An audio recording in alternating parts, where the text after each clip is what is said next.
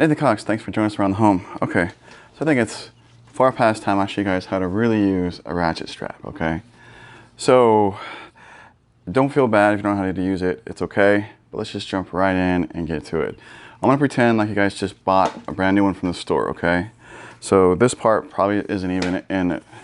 A lot of times they're separate, where you got this here and the rest of the strap to the side, okay? A really good thing to do right off the bat is to lubricate it, okay? Because they move really stiff, but you can't go overboard. You don't want this dripping all over the place. It's WD-40.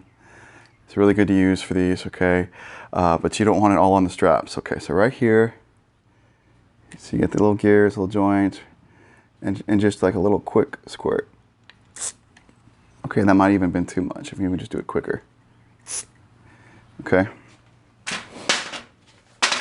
Take yourself a paper towel and make sure to get any excess. Go ahead and start moving it. We got this lock release here. So if it's all the way forward like this, like 180 degrees, you have to lift it up to unlock it. And just move it around, okay? And go ahead and lift this up, make sure it goes all the way up, okay? The WD-40 should have gotten into all the places it needs to go. So we're gonna wipe off the excess here. This is really gonna help them to work a lot better than if you just use them right out of the package. All right, now we need to feed the other piece in, of course, okay? So you've got the slot right here. So what we wanna do is you wanna line it up. So it's kind of like straight through like this. That's probably the easiest way to do it, right there. Oh, and by the way, we will have Amazon links in the description down below for some good ratchet straps. And if you use those links, we're Amazon affiliates, so help support the channel, blah, blah, blah. Please click the links. Anyways, back to this, okay? So here's the handle on top. So it's really easiest to feed from the bottom right here and just stick it straight through. That's about it. Okay, now we fed through. Now it works, okay? Now let's release it, and I'll show you how to like actually use it like on a truck. All right, I think that's a pretty good shot of the truck bed here. So I've got these chains. I'm gonna stick it on here.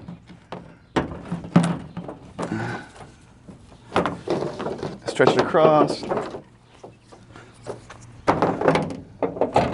Now some of you are like, whoa, wait a second, what about that cool chain system? I want one of those. Take a look at the video showing up the top right of your screen. Okay, at this point here, let's pretend there's some kind of load here in the middle. There isn't, it doesn't really matter. All right, the ratchet strap can only hold so much strap here. So you don't want to like start it real loose like this, because if you do, it's gonna get too big for it to keep going, okay? So we want to start kind of a little almost snug. So let's pull it out and start over, all right? So we're gonna pull off the excess, all right? Not too much, it has to wrap around at least like one whole turn, if not two, for it to really lock, because it locks against itself. That's how it's locking, okay? So we're gonna pull out most of the slack, and then we're going to crank it down. There we go. And you can obviously have a bit more than that, but like I said, when it gets really fat, it actually pushes against the lock and releases itself when the strap gets wrapped around really fat. Now, we have this extra strap just hanging out. What we do, just leave it hanging out like this? No, we don't. Two reasons, okay? First reason is if you have a lot of extra strap, it can actually like, go behind the vehicle, and if you back up, you can actually run over the strap. And when you do that, it's gonna tear something really bad, okay? Number two, it destroys the strap. So here is a way to get rid of extra strap that my son-in-law still can't seem to do, but he loves watching me do it every time, okay? So because I have a lot of extra, I'm gonna fold it in half. You don't have to fold it in half. If you don't have a lot of extra, just leave it with single layer, okay? But I'm gonna fold it in half, all right? So we're gonna make a loop. I use my hand here. We're making the loophole right here. I go over the strap and through, okay? And I'm still holding the loop. And I'm gonna do it again. And then I can even do it again. Pull that down tight, make sure it's snug. Now your excess is all tied off, and this little loop right here, the little end that you were still feeding, like playing with the whole time, boom, and it's undone.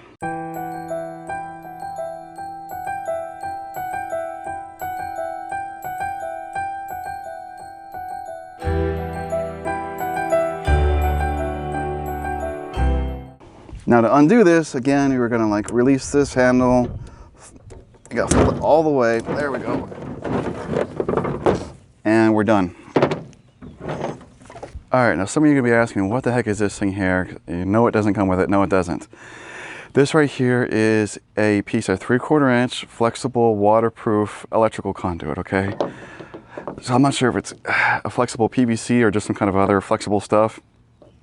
It doesn't flex that great, but it does. What it does is it protects it.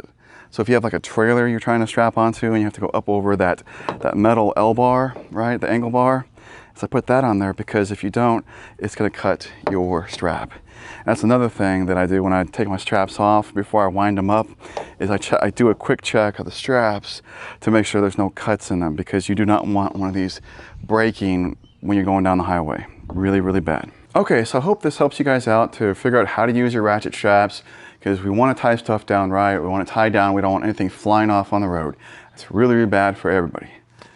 Okay, so please take a moment, share this video, subscribe to my channel, check out our website. There's another video for you guys to enjoy as well. You guys have a great one.